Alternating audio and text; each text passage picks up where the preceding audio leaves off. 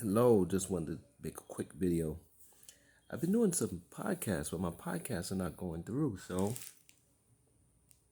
I think I'm going to um, just do video versions of it, just vlog on it, and see what you think.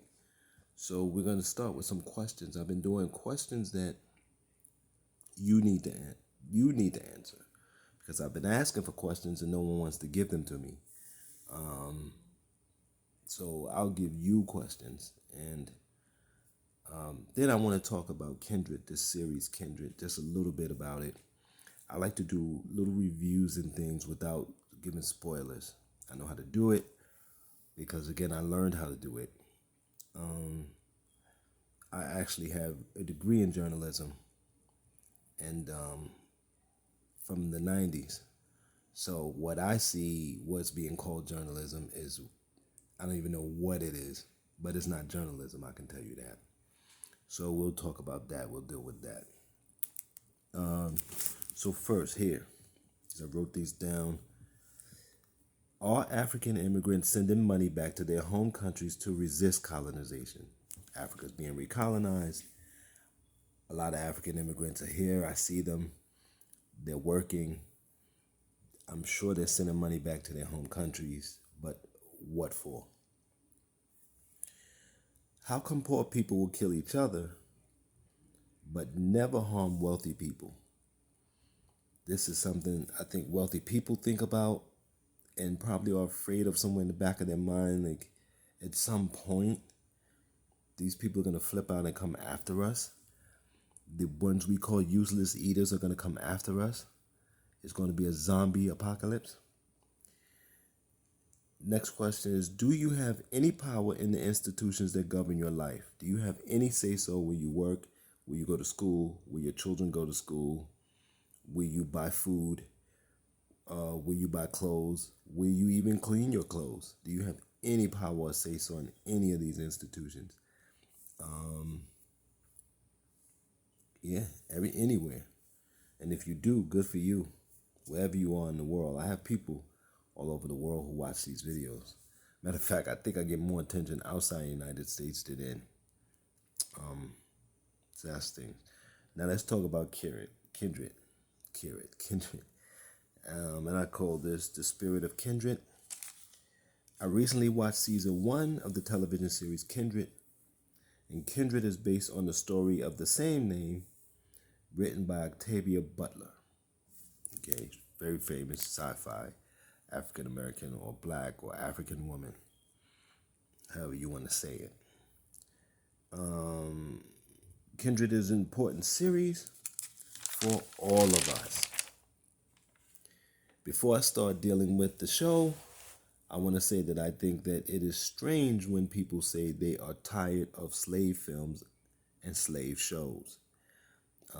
These same people are always asking other black people to be more like Jewish people.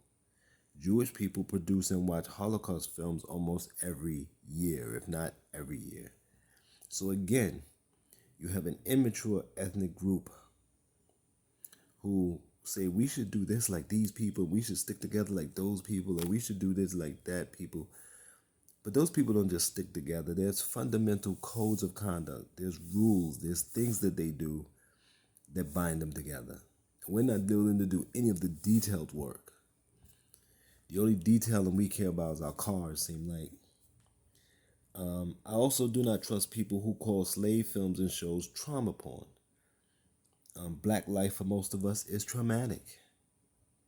I see trauma and pain every day in the South Bronx. I'm here on Tremont and Webster, and I walk down East Tremont to Grand Concourse, and I'm telling you, it's hellscape. Let's see. So, movies and shows do not disturb me. Okay? So if you really are paying attention to black life, these shows wouldn't disturb you. And if they disturb you, then you're probably not really paying attention to black life. Now let's deal with what Butler is doing with Kindred. Butler explains that we cannot run away from the foundation of the United States. And anyone who ignores the history of our society will remain confused. People in the U.S. die confused. There are 80, 90-year-old confused people. There are young people who are confused and everywhere in between. People in the U.S. die confused and detached from reality. Young people have almost no idea what the United States is or has been. Because I always argue 2020, the old United States, whatever it was from 1865 to then, or if you want to say 1965 till 2020, it's something different now. Butler also shows us that most of us would fit into the old plantation life if the ruling class wanted to reinstitute original plantations.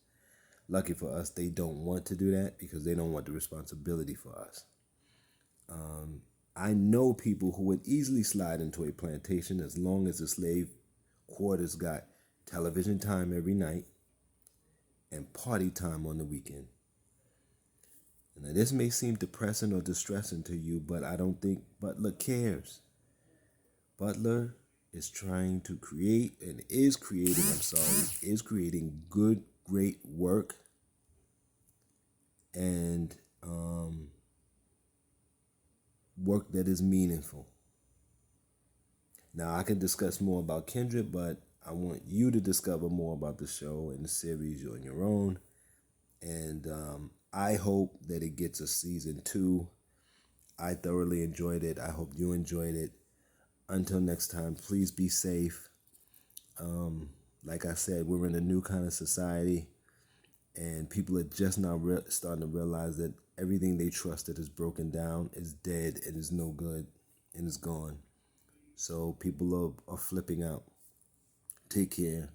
Be safe. And that's it.